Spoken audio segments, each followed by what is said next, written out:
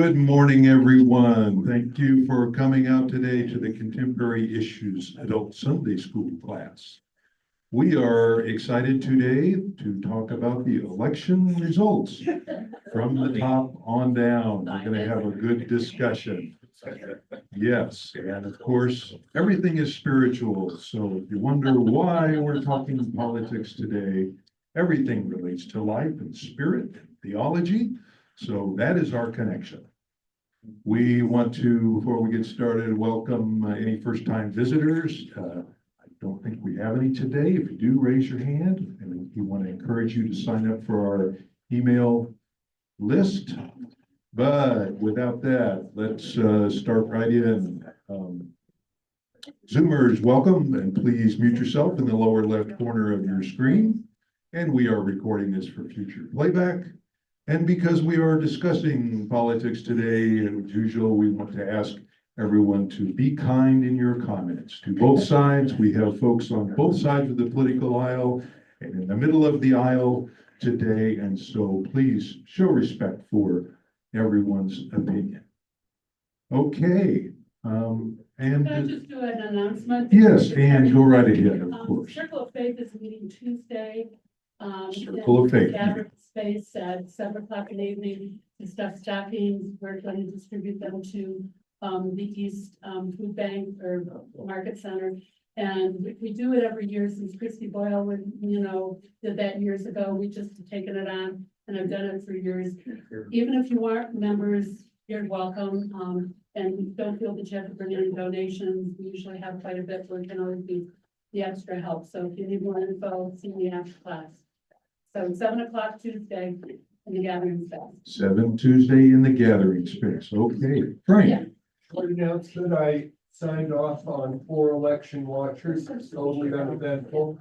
But in Good. 2 years, if you'd like to be an election watcher, I'm eager to sign off for it. Great, great. Okay.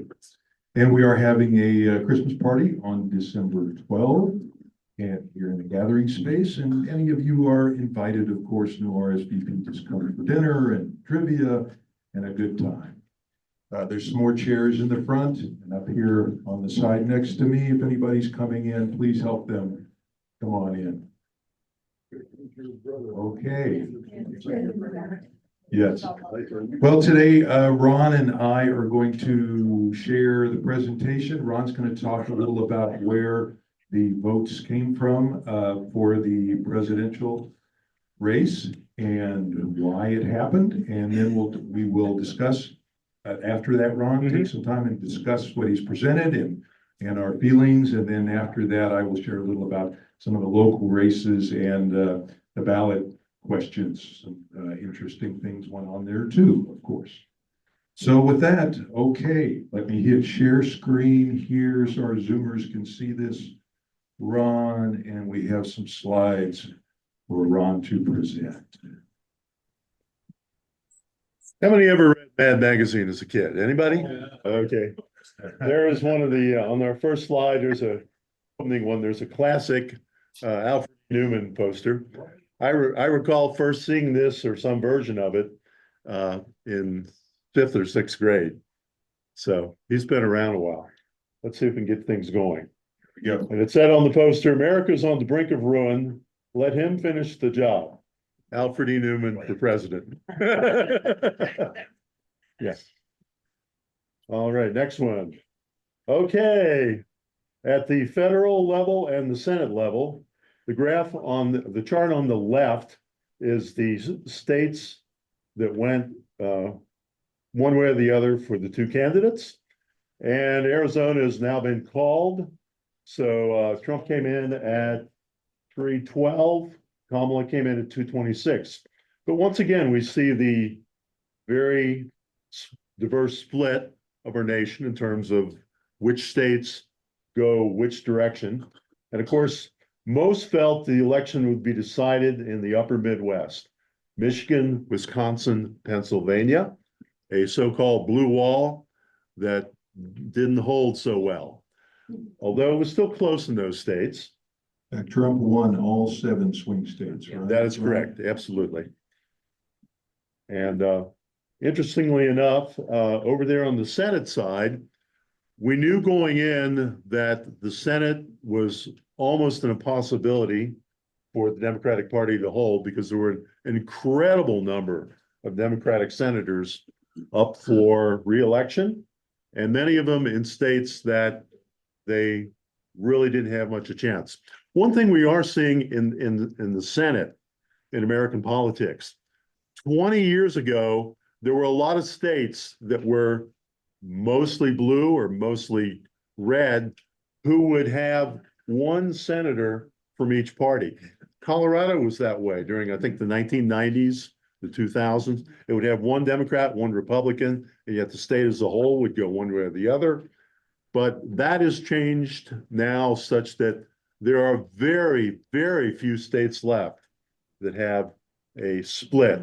In almost all cases, there's a couple exceptions, but now we're at a point where almost every state, if it leans, say, 4 or 5 points towards one party, almost inevitably, both of its senators will match that majority. Some feel that's good. Most feel it's kind of bad, simply because, well, with the 9 most populous states having only 18 senators and 50% of the population, whereas the other 50% of the population gets 82 senators. And that's maybe the biggest signal weakness of our American democracy, the extreme distortion of the US Senate. Incidentally, in the Senate, the Republican Party knocked off Bob Casey in Pennsylvania from Allentown. Sherrod Brown got bumped off in Ohio. That was no terrible surprise because Ohio 15 years ago was a swing state, very much a swing state, but it's now gone red by 7, 10, 12 points. It's now a consistently Republican stronghold. So Sherrod's days were numbered. Not that he's not a good man, but just his party affiliation did not match Ohio. It could have been even worse for the Democrats. The Democrats in Wisconsin and Michigan won by pretty small margins. So the voters did not follow the Republican voting pattern on the Senate races in those 2 states.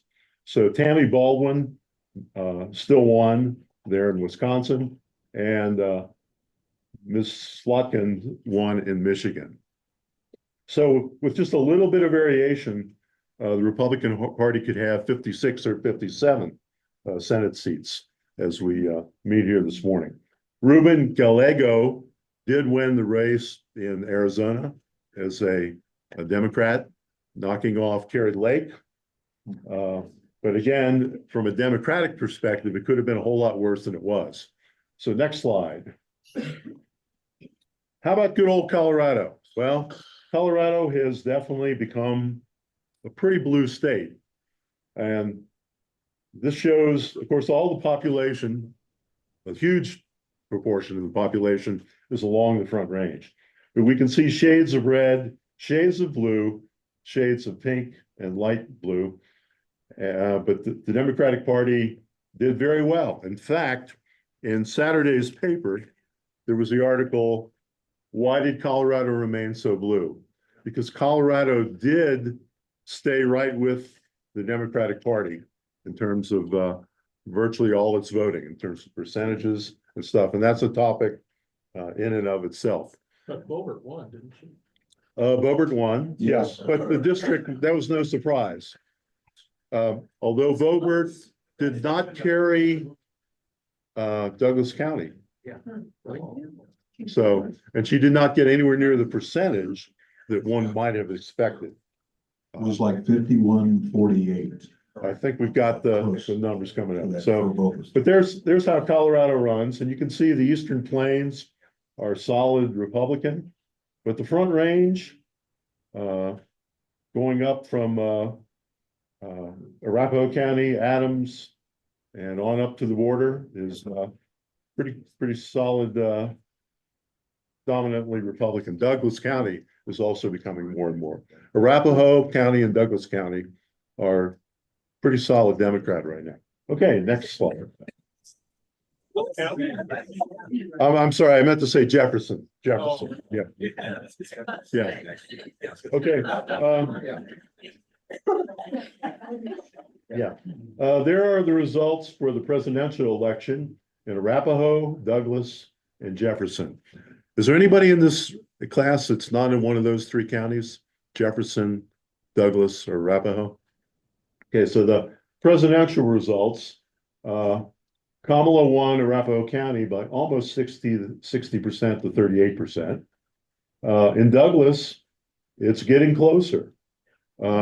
Democrats used to get creamed in Douglas County, but the race was reasonably close. Trump won by about 52 to 46, if you round it up. So she was at least competitive in Douglas County. And then over there in Jefferson, it matches Arapahoe pretty well, about 59 to 39. So Arapahoe County and Jefferson County are political cousins that mirror each other pretty well. Okay, next one.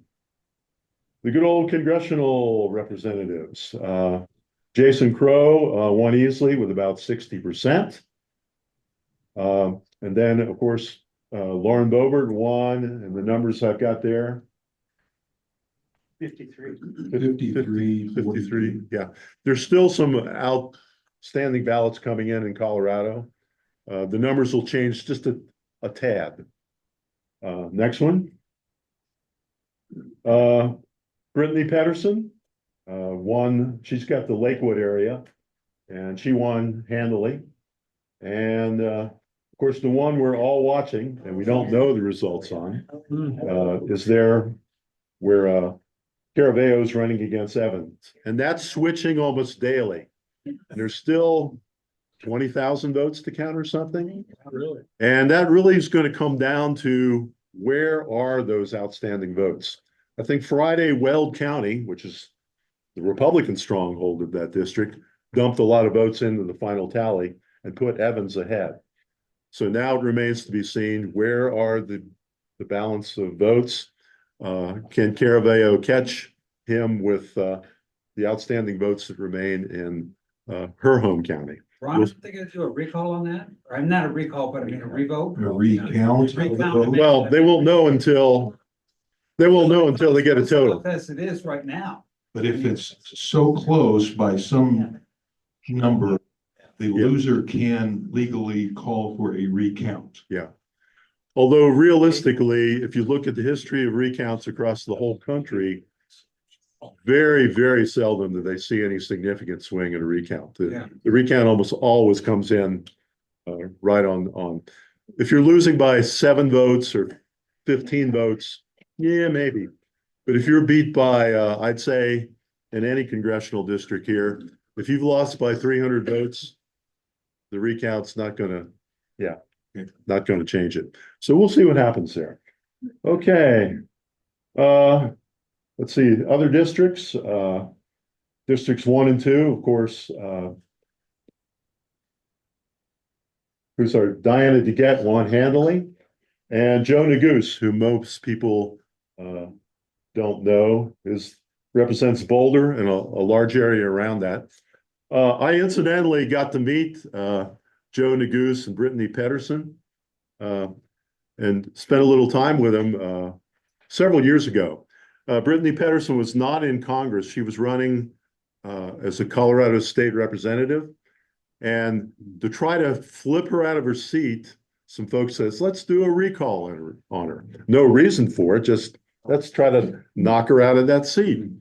And I was very upset by that. I thought it was dirty politics to try to knock somebody out on a recall when there wasn't any valid reason to have a recall. So I went and volunteered.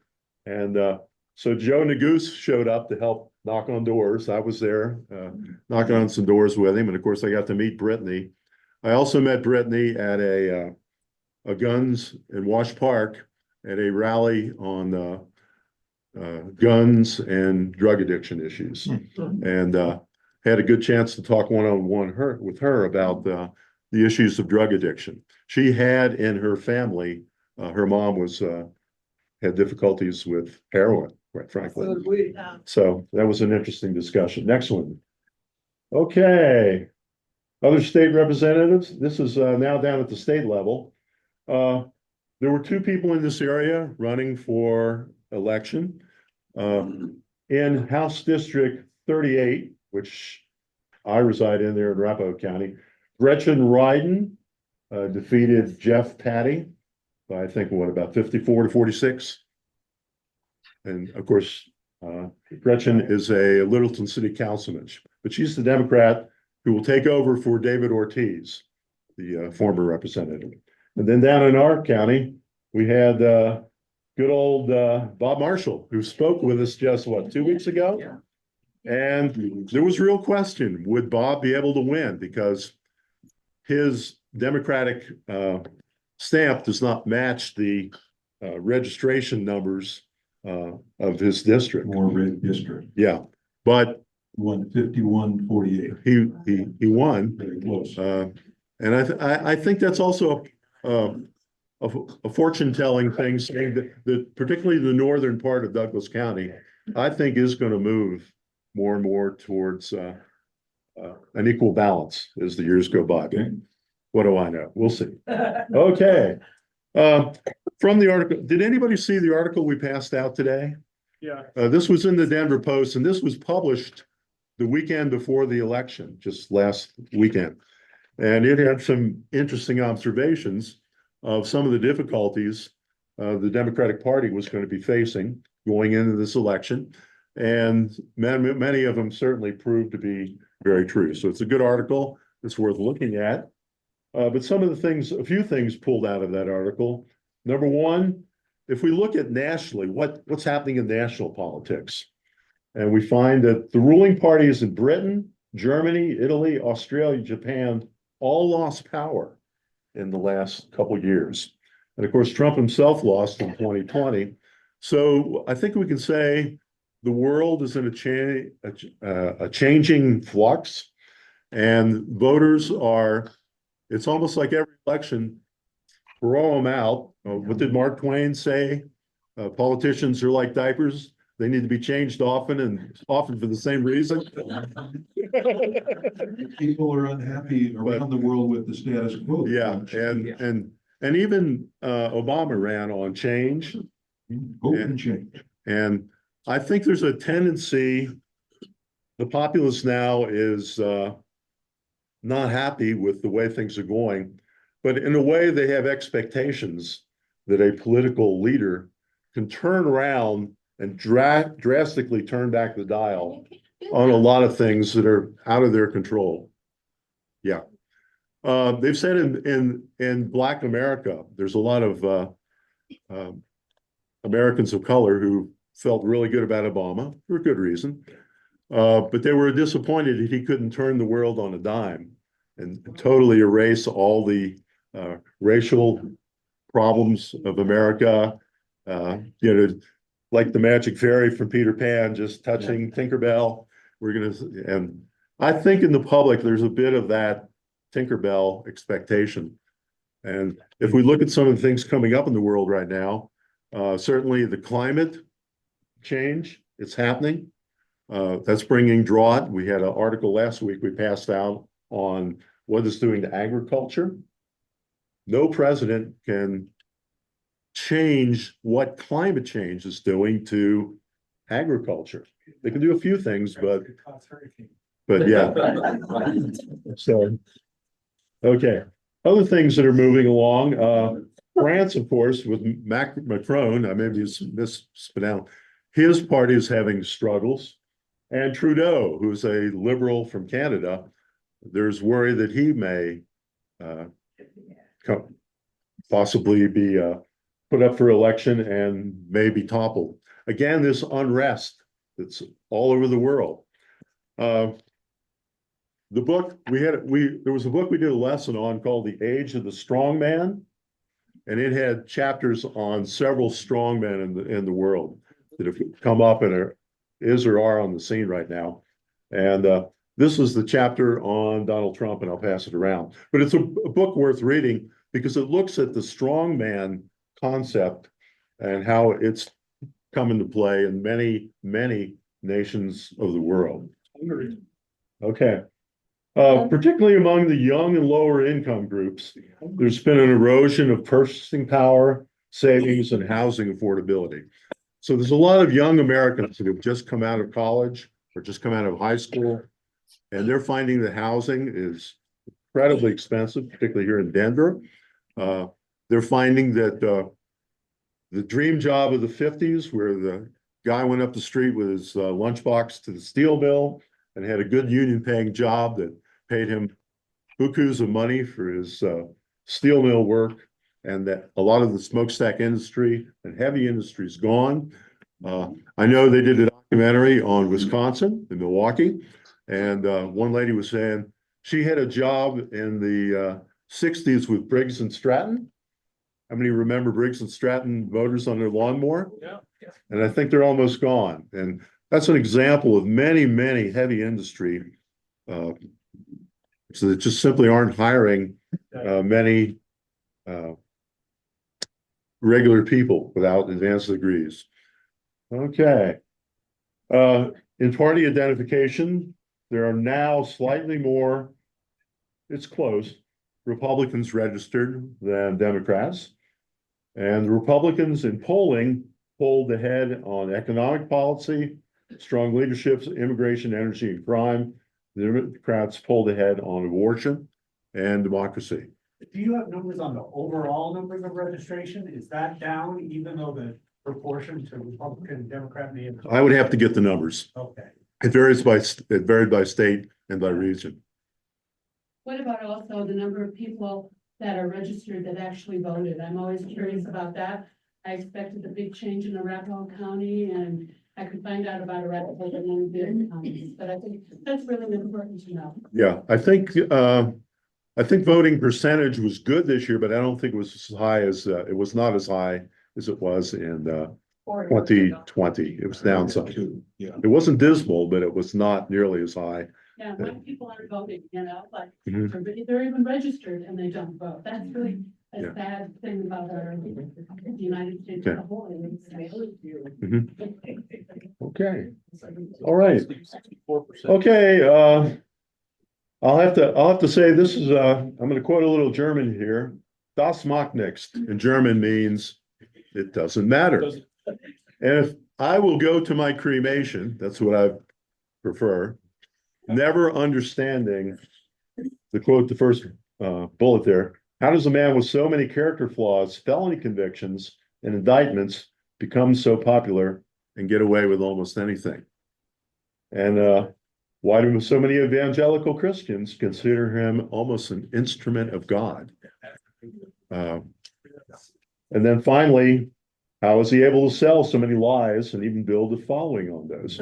Vanity Fair's cover, which you don't want if you're a Republican, listed all the indictments, convictions, impeachments against the man, but he seems to be like Teflon and they're rubbing off. Go ahead. So Well, my legit, question is, there must be answers to this for people who may be of a different. yeah, and we're gonna talk Yeah. about that Yeah, right now. I would really like that. Yes, Okay, yeah. yes.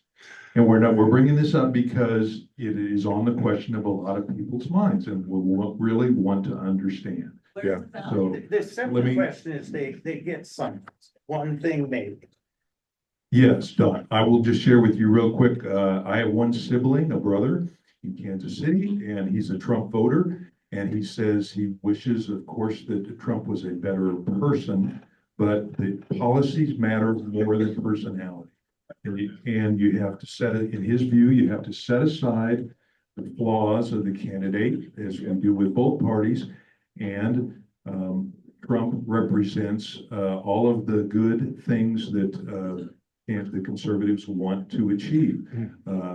Better economy, immigration control, abortion control, things that they believe will really make America better. And that's the bottom line.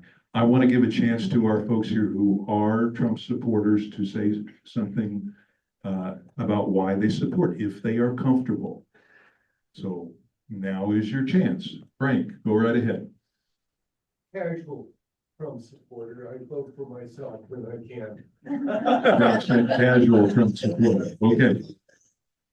The first week of the Trump campaign coming down the escalator, he got into a pissing contest with the Pope over who was more Christian. Okay. Survived that.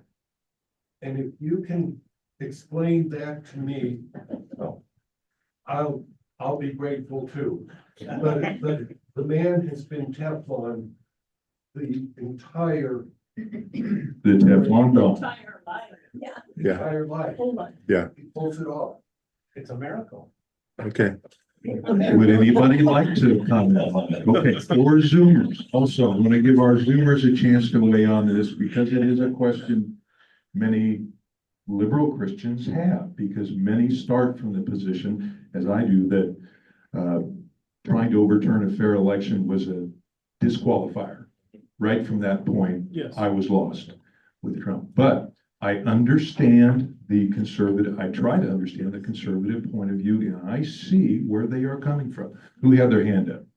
Doug, I did not vote for Trump. I am more conservative than I am liberal. okay? It's okay. In terms of that, I voted actually libertarian. Okay. Thank you. In terms of that, but I wanted to say something about our history. There's a quote in history that basically says, the danger of not studying history is that we forget it. And, you know, go back in time to 1778, there was something called the Shays Rebellion, which was a rebellion against a tax on liquor, on whiskey. Right. And George Washington came out of the White House and led that.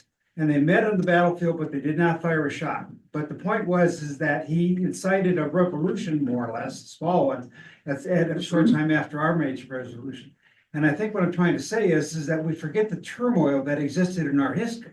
I mean, goodness gracious, we killed a vice president in a duel. Not we, but I mean, it was killed in a duel. Right? Yeah. I mean, what I'm saying is, yes, it's tumultuous times, but the past was very much the same way. And so the world is not going dark, is what I'm trying to say.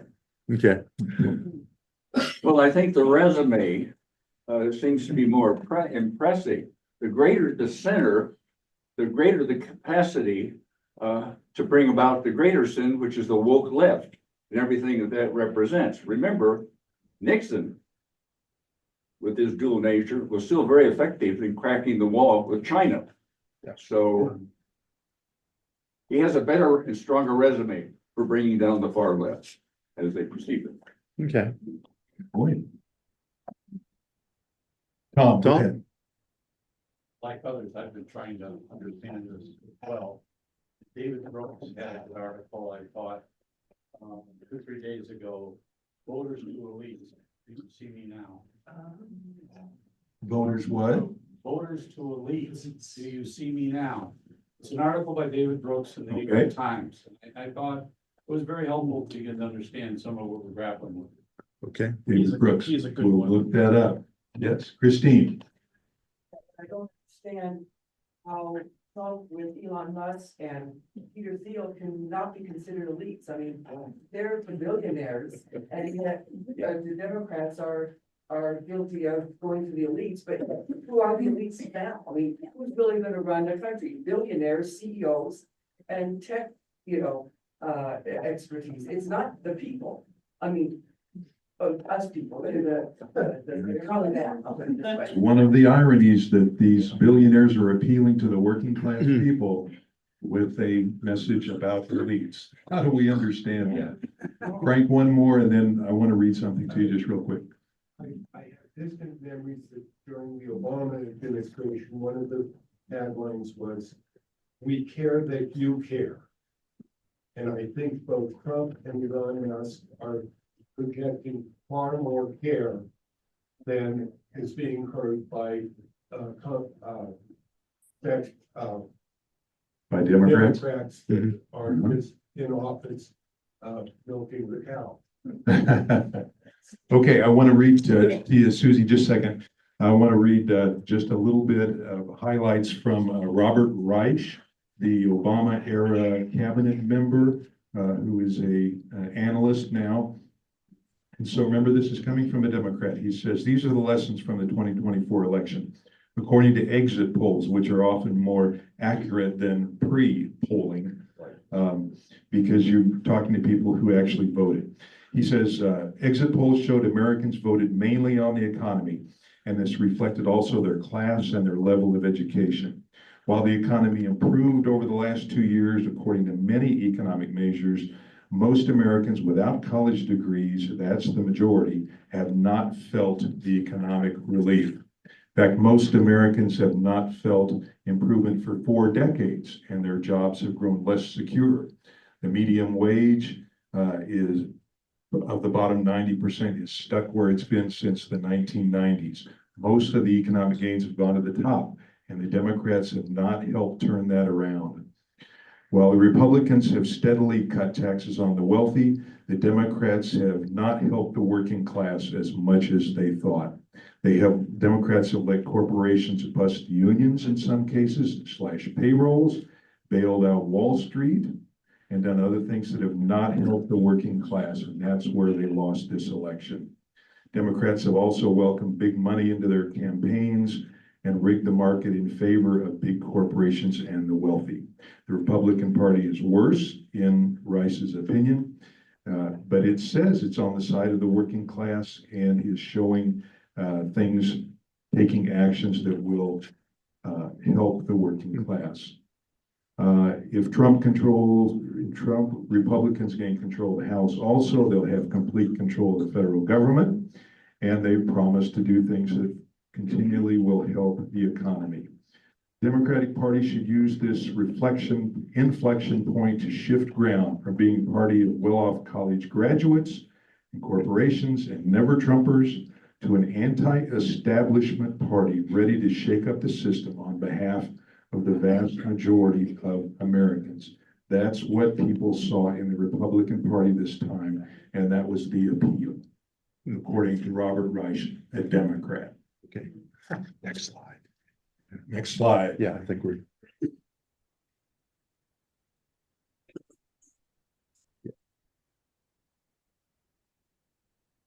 See it? Yeah, maybe, I love that song, from the 60s, the song On Broadway. And the word in that song was, how you gonna make some time when all you have is one thin dime?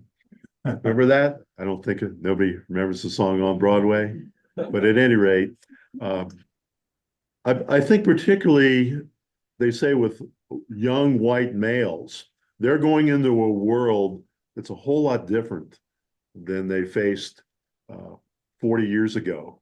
Again, they don't have that good factory paying union job without a college degree, and they're suffering. They're finding they're not making enough money to marry and raise a family.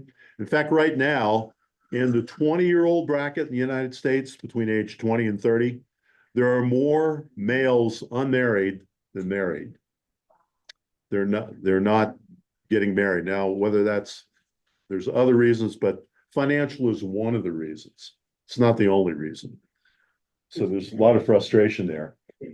And a lot of young men without college educations or marketable trade skills are feeling increasingly frustrated, suffering in both wages and romantic connections. So, Even those with college education. I was are running gonna into say, problems. yeah, even with college education, young people are having a hard time finding jobs. yeah, it's a tough world out there. And then, of course, we got to point out the huge bifurcation between men and women voting. Tremendous percentage of women in the Democratic ranks. And with white men particularly, it's the opposite. In fact, the degree of split percentage-wise, 20, 30 points or more. Slide, for those who can't read in the back, the slide says, women favored Harris by more than 10%. Men favored Trump by more than 10%. Over 12 million Democrats voted for Trump nationally. Yeah. Trump raised his support from the Hispanic communities in Pennsylvania to 50% in some areas. Okay, Trump's often had 65 to 80% support in rural and small towns. Well, Yeah. you know, let's face it, rugged individualism, rugged capitalism is the aspiration level for many people who come to this country. That's why the minorities, that's why white men, males, and even surprisingly many women saw Trump as a better personification of rugged capitalism and what it means to be a successful American. And that trumps other value systems. And that's why the Texans in southern Texas, many of them Hispanic, voted for Trump. They share that American dream, and they see that better personified in a Trump than they do a Harris. okay, Male grievance notwithstanding in the parts of many males, okay, white males in particular. right. Okay. There's some questions we have. We've got to, again, asking the question, why did Colorado remain so blue? And most of the analysts say, we are number 2 in education in terms of number of degrees and advanced degrees of all the states in the union. I think the only one ahead of us is Massachusetts, or is it Maryland? Yeah, I think it's one of those two. That's and that's nothing to be ashamed of. That's something to be proud of, I believe. Frank? Do you attribute the blueprint to Colorado going blue 15 years ago and continuing to be blue? I'm not sure I understand it. Do I think it's going to continue, or? That discusses Colorado having gone blue 15 years ago, and it's entitled The Blueprint. Okay, And it basically a half dozen Colorado millionaires decided to turn the state blue and successfully did it with millions of dollars.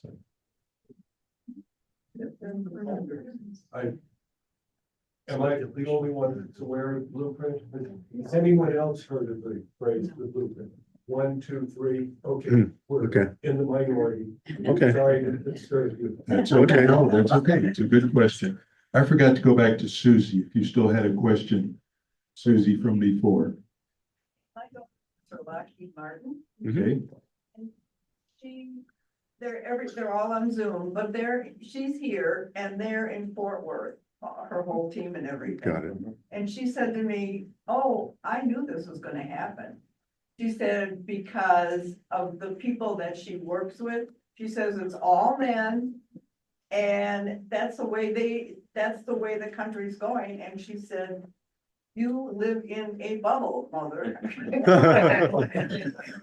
this has made a lot of us wonder that, hasn't it?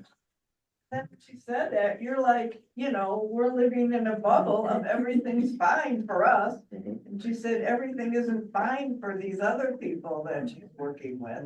Okay. So, and I have to think about that. Yeah, Okay. maybe. Yes, Sharon. Basically, my thought on that is, they're Republican, all the defense contractors, most of them are on the Republican side because they've all been active military. That's how they progressed in their jobs. And my daughter works for the government. She says, you have to train them. They don't know what they're doing. It's a good old white get in, so it's that Republican, I'm gonna stick with my party. That's Democrats. Okay, thank you.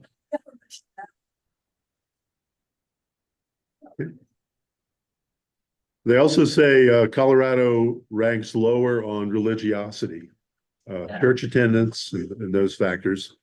And hence we're not as vulnerable to jumping on the God, Jesus connection. Yeah. God, Jesus, Trump connection. There you go.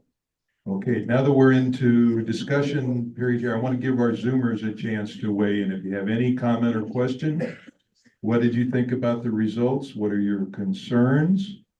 Surprises? If you have any comment, come on in. Okay, who had their hand up here? Rosalinda, go ahead. I voted for Trump because he is the only one that will take care of the southern border. And the southern border, I think every American should say, hey, we are a country. Not everybody can just come in here and we don't even know who they are. If you didn't hear, Rosalinda said she voted for Trump because he will take care of the southern border, and we need a good control on the southern border. Says Rosalinda, who is from Germany. Yes, thank you, Rosalinda. Appreciate you sharing. Other feelings? Got some other questions. Okay, some of Ron's questions are, Okay. yes. Alan, go ahead. I just want to share a small story that just recently happened. And I was surprised at the Latino vote, especially down in Florida. And I just, recently met a Latino lady who just moved to Colorado from southern Florida. So I had the opportunity basically to ask her, well, I assume you moved to Colorado because of the mountains and skiing. And she said, no, because of the politics. And she said, my parents are uneducated, well, they're not high school graduates, but they immigrated from Cuba to South Florida. And she said, I had to get away from that. And I said, well, why is that? And she said, well, they preach to the Latinos in South Florida that the Democratic Party is a representative of the Communist Party. Oh. In other words, if you vote Democrat, you're going to have another Castro Oh, okay. on his ticket. And I thought that was pretty interesting. I don't want to- Latinos in Florida are being told if they vote for Democrats, it's like having another Castro. Okay, interesting. Jeff? Just to follow up on that, I think that's kind of a trope, if you will, or a theme that the hard right tries to pin on liberalism and Democrats in particular. I listen frequently to conservative talk radio as well as NPR, but on conservative talk radio, they won't even use the word Democrats. They'll just call them commies. Communists. Whoa. Yeah. Okay. Ron has a couple of questions there. Can Yeah. inflation of food and commodity prices be undone by a president? Or is it the Federal Reserve that has more power over the economy, an independent organization? Yeah. Frank? On those, I agree with you, the president may not have much control. But with regards to lowering the price of oil internationally by vigorously drilling and lowering the economic influence of both Russian oil and Iranian oil, that he does have control of. And I suspect within the next 6 months, he will push that as part of the peace initiative in both Ukraine and Israel. Okay, good point. Deb? Regarding the food and commodity, I'm not real well versed in how this works, but I'm just curious about the Department of Agriculture and the farmers who get subsidies from the federal government. That might be an area where the president could have influence to reduce prices and subsidize the farmers. I don't know. I mean, I know they get subsidies a lot. And, you know, lately I know they've been turning a lot of their subsidies into solar power on their farms or wind, you know, so there are different kinds of subsidies that the federal government does do. And there's been a lot of grant funds, you know, through the Infrastructure Act and through the NEVI programs, and that I'm curious to see. My son, I have a son who is a senior scientist for the EPA in Washington, DC. And he is very concerned about his job And you know, I guess I heard that there were 93% of Washington DC residents that voted Democrat.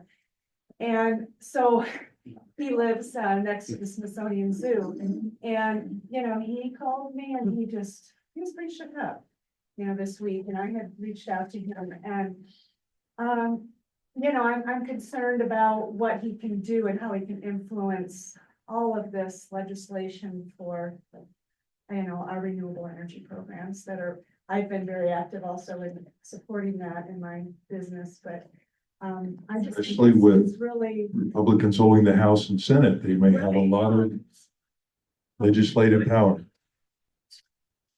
That forward in renewable energy is my concern, with the House and the Senate having Republican control. I do think that there are a lot of Republicans who do believe in renewable energy, by the way, but you know, it just, there's an imbalance, so it's concerning, right? And what influence will Elon Musk have on Well, he Trump does and make others? gigafactories and solar panels, so that's one of his business. It's ironic. How about next question too, Ron has, should mainstream Christianity be concerned about white Christian nationalism and leading to a revival of that even more now? With all of the economic things and other projects that Trump has as priorities, do you think anybody will be paying attention to white Christian nationalism? Merry Christmas. Merry Christmas. Okay. It's a question. Hmm. Mhm.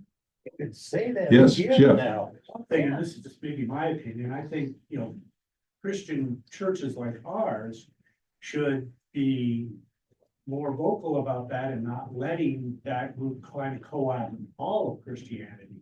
Because I think, you know, we've talked about the rise of the none of the aboves, and more people becoming less Christian, or less religious in general.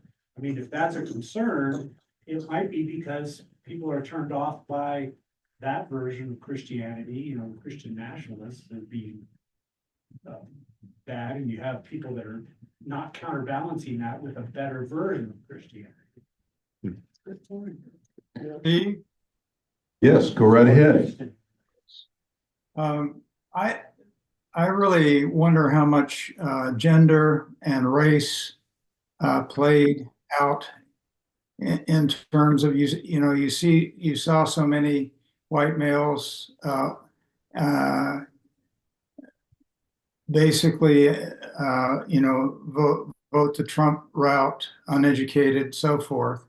The fact that she was second generation from an immigrant family, how much all that played, as well as her gender, being a female. Yeah. Harris being a second generation immigrant. Good question, Riggs. Yeah. Yes, yes, very I good. think the solution to that is for Joe Biden to withdraw, Yes. put her in as the first female president, and then the issue wouldn't be a gender conflict. Yes, good. Lots of second guessing of Biden at this point too. Yes. Right there. I'm gonna go to a couple folks in the back, and then I'm gonna ask our visitor in the front row, Rev Jerry, if he would like to weigh in. He's hearing from fellow clergy, and I'm giving him a minute to gather his thoughts. Yes, Christine, and then I'll go to Keith in the back. Politics, I'm really concerned about the trend of targeting individual citizens, criticizing them by powerful people. Yes. Regardless of the party. That disturbs me, that we are becoming, you know, why should individual citizens like us be targeted, and then we get doxxed and you know, sent terrible emails. That hadn't happened, at least in my lifetime, until in the past 8 or 9 years. So that is the trend that really bothers me. Some people are comparing it to McCarthyism of the 50s. Will that happen and be raised again? Keith? And I'm gonna go back to, I'm here, I voted for Trump. I'm here, a couple of the issues of why.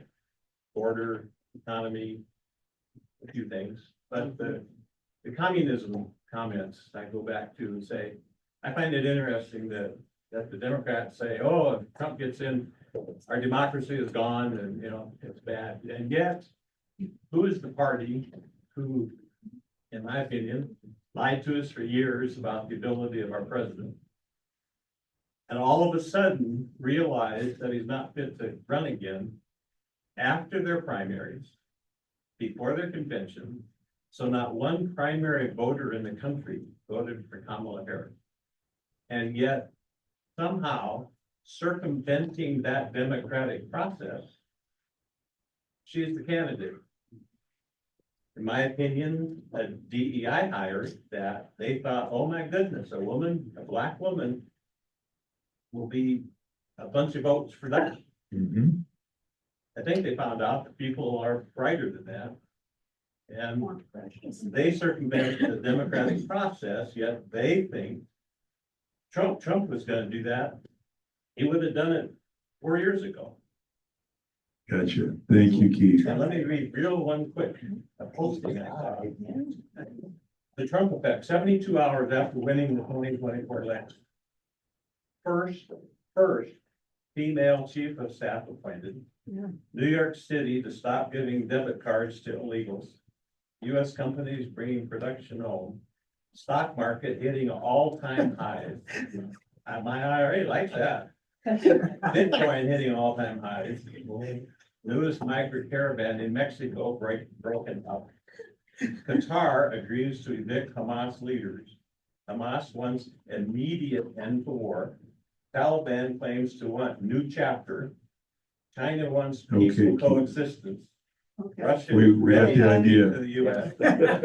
Keith, that's good. We understand. And Ukraine leaders in talks with Trump and Elon. I think most of those are true. I don't know. It's online. Yes. But it's like, I think a lot of positive, cool things are happening. Okay, that very lets good. hope it's- Thank you for mentioning that. Yeah. Appreciate it. Okay. Rev Jerry, are you comfortable sharing your thoughts and what you're hearing from this week? I don't really know what you want me to share. What are you hearing from clergy? I think. I think what a lot of us are worried about from the church's point of view is how the church will respond to this in a credible and rational way. I do agree with Jeff, that I think that the ground that allowed somebody like Trump to win has been cultivated for the last, ever since the 60s.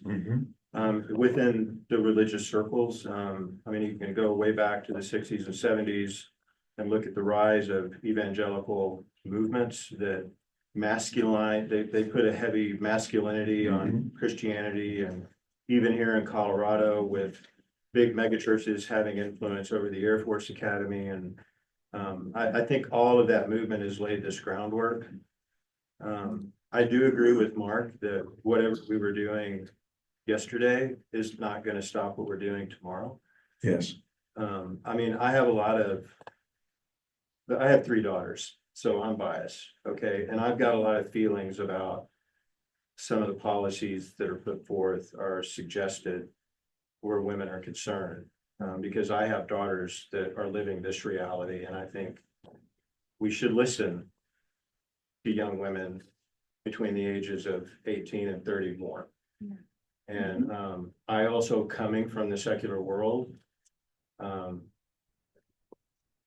I'm gonna be totally honest with you. I spent 30 years in the corporate world, and this idea that one person or one administration can have any lasting influence over the economy of this country or the world is a pipe dream. And I think it was sold to a whole lot of people who were experiencing fear and anxiety, and I want to honor that fear and anxiety. I want to put my hand out to everybody, but I'm not going to lie when I say I struggle. I struggle with social constructs that don't need to be brought back. I struggle with policies that inflict harm on a whole group of people with very little information about who these people are and the reality on the ground. I lived in Texas. Okay, so before we start talking about the southern border and how it works, and before you start lecturing me on that, I lived that life for 40 years before I moved here. And I can tell you that there is a big difference between the reality of the border and what's being sold about the border. And my own daughter worked in the service industry for years and still does. She owns a restaurant, and she dated a young man that was here illegally and literally worked 18 to 20 hours a day and lived in a cockroach infested apartment and sent every dime home to his mother. And you know, it's just, I think as a clergy person, those are the things, right? Is I don't have the luxury of putting the world in binary categories. I just can't do that. I have to, as a clergy person, believe in the salvation and redemption of everyone, regardless of who they are and regardless of what they believe. I have to believe that. And I think as the church, that's what I'm waiting for, right? Is I want us to respond in a firm but appropriate way. And I want us to keep doing the work that I think the church is called to do, which is to love people and to promote compassion and to promote radical hospitality and to promote unity amidst diversity, not uniformity, but unity amidst diversity. And I think we just have to continue to be that compassionate voice. But I'm not gonna BS y'all. It's really hard for me. It's really hard for me when I hear people talk, for example, about immigration, when I know that just about a year ago, a bill got hammered in Congress. It was the strongest border bill that ever put forth in this nation, and it got put down because of a political flaw. Yeah. And so, you know, it's laughable to me sometimes how human nature works. And you know what, the bottom line, and I've told you all this before, and then I'll shut up. I don't see human beings as thinking things. And I don't, and a lot of people do. And when you see a human being that way, and I'm gonna make a point, your whole goal in life is to give people data, right? If you give them enough data, if they just know enough, then they'll do the right thing. Okay, well, why did Paul say, I know what to do, but I don't do it? I think that human beings are things that love and desire. And I think the real question you have to ask yourself as a human being is not what do I know? It's what do you want? And I think that's what drove this. I think there's a lot of people out there that are experiencing really hard realities. They're frustrated for whatever reason. And they got sold a bag of goods that they wanted. And I think that goes whether you voted Democrat or Republican. Okay. Sure, that's what And so candidates do. I think that's why we have to go forth, and we just have to do our best to try to understand people. And to try to understand what their wants and their desires and their fears and their anxieties are, so that we can be the hand and voice of God to everyone and not just those that we agree with. Very good. Thank you, Jared. Yeah. We've got just a minute or two. I am so glad that we could be open and we have folks on both sides of the aisle here and you both shared. That's very important. And I don't know of any other place where we can share like this and get together. This is an unusual class that we have, and I appreciate all of you being here. Yeah. Ron, any more? I'm gonna put in a plug for a lesson I hopefully will be doing in January. This book, again, Good Reasonable People, the psychology behind America's dangerous divide. And I've read the book, I'm preparing a lesson on it, but the author says, to a great extent, our political tribes are primarily a result not of our inner essences, but of our circumstances. And he talks about how we move into an area or a social circle, and we usually adapt our political viewpoints to get comfortable and fit the circumstances. Circumstances could be lack of a job or a well-paying job or people different from us, but we kind of adapt our politics to where we live to a great extent. Spent the last days since the election. Home alone as a psychological devastation. Okay. Watched a lot of TV to try to figure out what was going on and the answers to these questions. And one moderator said that if you roll over and mope, then you're helping the other side because you're doing what they want you to do. The moderator said, go out and get involved, Yes, join things, join groups. What she's saying is form of resistance. Okay. Things you don't believe in. okay, thank you. I came to this church for the first time this morning, and I looked for a senior group to be interested in. And George brought me here. Well, thank you for coming. Okay. Enjoy this kind of discussion. Good, Okay. thank you. So before you leave, give me your email address if you would like to get notices about this. Hey, before we go, I want to do a quick prayer, 10-second prayer. Lord, we thank you for being with our country. We pray for Donald Trump and Harris and Biden and people on both sides and ask that you lead us in success and help us to be part of bringing God's kingdom to this world. Thank you for all your blessings. Amen. Okay. Thank you. See you next week. It's a long way. Thank you, Ron. Okay.